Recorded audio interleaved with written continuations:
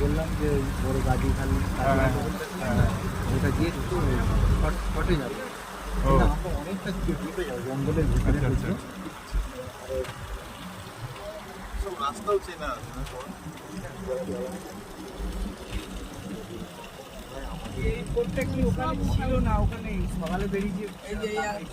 এই যে এগুলো খাল দিয়ে মাছ ধরতে যায় না? হ্যাঁ, এইসব খাড়ি দিয়ে কিন্তু কাঁকড়া নৌকা যায় বেশি।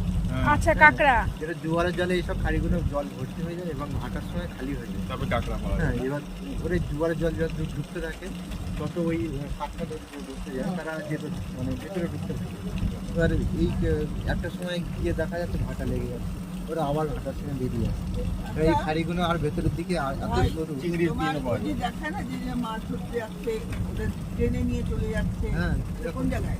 আরো আগে আরো চড়াগাজি বলে একটা জায়গা, ওটা পীরখালি যে দেখে দিয়ে আসলাম, বোর্ড একটা ভেসে আছে, আচ্ছা। ওখানে হয় জঙ্গল। এর সব জায়গায় তো হয়, ওরই এলাকা আছে, ওই এলাকাটায় তো কোথায় কখন কিন্তু ওই পীরখালি যেটা বললাম ওটা ওইখানে বেশি অ্যাটাক হতো, আগে অ্যাটাক মানে এরকম পাড়ের থেকে এসে নিয়ে যেত না?